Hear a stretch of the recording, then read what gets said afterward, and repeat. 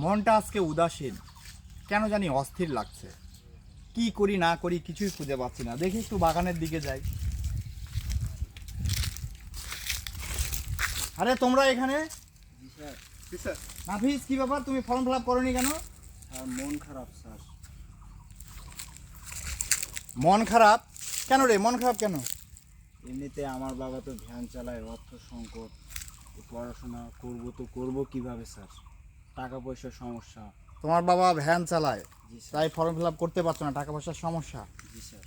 আচ্ছা আচ্ছা আচ্ছা, দেখছি বিষয়টা। গোপাল, কি সমস্যা তোমার? এখানে এসে মন খারাপ করে বসে আছো। স্যার দেশে স্যার মেধাবী ছাত্রদের স্যার কোনো চাকরি নাই, পড়াশোনা করে কি করব?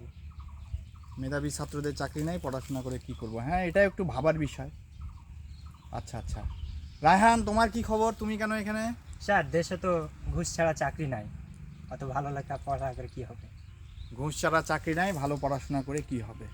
যাই হোক, একটা কথা মনে রাখবে যে অভাব কোনো বাধা না। তোমার বাবা ভ্যান চালায় ঠিক আছে, কিন্তু তোমাকে কিছু কিছু করে ইনকামের একটা সোর্স বের করতে হবে হতো, বুঝছো নাফিস? তোমাকে একটা ইনকামের সোর্স বের করতে হতো, ইনকামের একটা সোর্স বের করতে হতো। সেখান থেকে কিছু কিছু টাকা জমে, তুমি তো জানো, সামনে আমাদের ফর্ম ফিল আপ করতে হতো। আর গোপাল, মেধাবীদের চাকরি নাই, এটা একদিকে ঠিক আর একদিকে ঠিক না।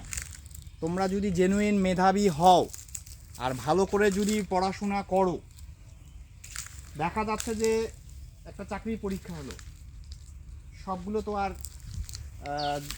সবগুলো তো আর ওইভাবে নিয়োগ দিবে না, যে যারা সিলেকশন করে রাখছে তাদেরকেই দিবে না, মেধাবীকে অবশ্যই নিবে। হ্যাঁ, এটা মনের মধ্যে নিয়ে আসবে না। এটা যদি মনের মধ্যে নিয়ে আসো তাহলে কিন্তু পড়াশোনা করতে পারবে না।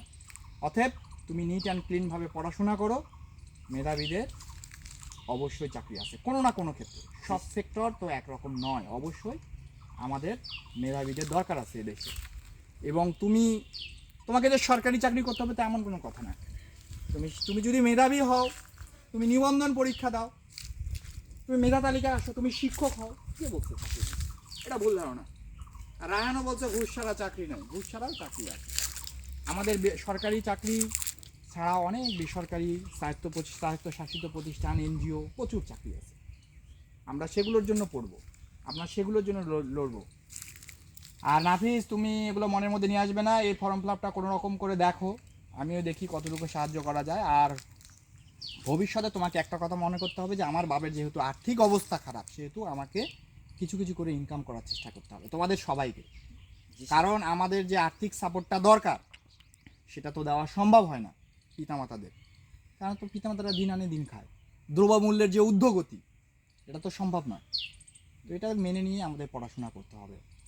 তাই তোমরা মনের মধ্যে তোমাদের যে বিষয়গুলো ঘুরপাক খাচ্ছে, এগুলো দূর করে দাও।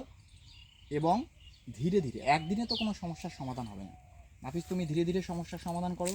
আমিও আছি, অধ্যক্ষ স্যারকে বলছি কীভাবে টাকা পয়সার ব্যবস্থা করা যায় দেখা যাক। আর ভবিষ্যতে ফর্ম ফিল আপগুলোর জন্য তোমাকে একটু টাকা পয়সা ম্যানেজ করতে হবে। আর গোপাল আর রায়হান, তোমরা অবশ্যই মন দিয়ে পড়াশোনা করো। এগুলো মনের মধ্যে নিয়ে আসলে কিন্তু ভালো রেজাল্ট হবে না, ভালো কিছু হবে না।